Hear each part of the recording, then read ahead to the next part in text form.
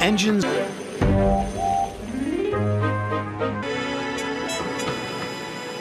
The next day, Harold's engine was fixed and he was flying again. He teased. Rescue team. All the engines tooted, and Harold hovered so low that only Percy could hear. "Thanks for getting help to pull me out of that haystack, my friend," he said. His load was to go onto a cargo ship. The ship was scheduled to depart at sundown. Thomas had to get to the dock. The next day, Sir Topham Hatt sent for Thomas. At first, Donald enjoyed working with Duck.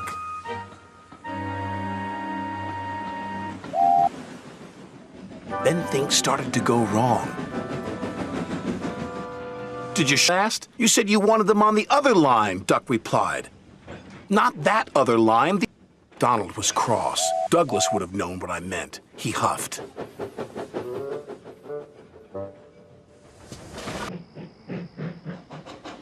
The next day, Donald was in a bad mood. Duck could see he was getting too close to the buffers. "Look out!" Donald knew he was right, and Duck knew he couldn't pull Donald back onto the rails. So he went for help. Work as Duck steamed into the depot. "Donald is in trouble," said Duck. "No, I'm sorry," said Douglas. "Don't argue about who's sorry," chuckled Duck. "Just be glad you're back together." They were. Sodor liked feeling responsible, reliable, and really useful. They work hard to complete their jobs on time. The engine said, all shivering a little. Later, Sir Topham Hatt arrived. "Percy isn't worried about missing the fireworks," teased Thomas. "He's a scaredy end." Duck felt sorry for Percy. "Nobody's brave all the time," said. The job was nearly complete. Duck wanted to pay Thomas back for all his teasing. "Please, sir," he said, "I'm sure Thomas wouldn't mind staying." "Of course not," Thomas boasted. "I'm not a scaredy engine." So Duck and Percy left. "It was naughty of Thomas to tease you, Percy. I wouldn't want him to be late for the fireworks." "Easy! I don't think he'll be late," said Duck. Duck and Percy joined the other engines for the fireworks. "Where's Thomas?" Percy asked. "He'll miss all the fun." "It would serve him right after all his teasing," Duck said. But Percy was worried. He went to look for his friend. One evening, Sir Topham Hatt came to the sheds. "I want But none of them likes being a middle engine. It's no fun being stuck in the middle. It is summer holiday time on the island of Sodor. Vacationers come from far and wide to enjoy the beauty of the island.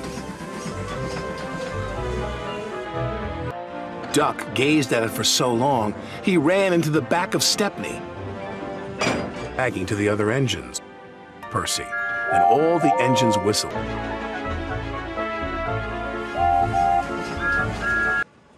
Back at the sheds, everyone thought it was very funny. "On Percy," teased James.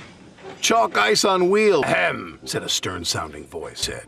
"Yes, sir," replied Percy from beneath the chocolate. "Does come before cleanliness." Down. "Oh, sir," and Percy just beamed, waiting for Toby as he arrived. "We'll send Duck right away. This is a job for an engine with a snowplow." "Hurry," Toby called anxiously as Duck chuffed out of the station.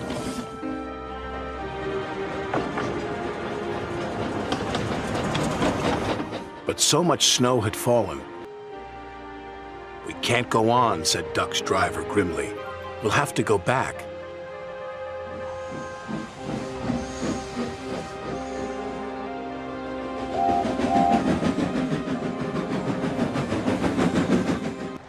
"I tried my hardest," puffed Duck, "but the weather's getting worse." "Even Duck's snowplow can't get through," said his driver. The engines on the island of Sodor are good at different things. Gordon is a very... But Duck was not happy. The trucks were playing their silly games. Giggled. Duck found himself going slower and slower and slower. Halfway up Gordon's hill, his wheels stopped altogether. Duck was stuck. "Oh no," said his driver. "This is Gordon's line." "Ducks," he said crossly, and he buffed and the strange train set off. They chuffed gently into the station.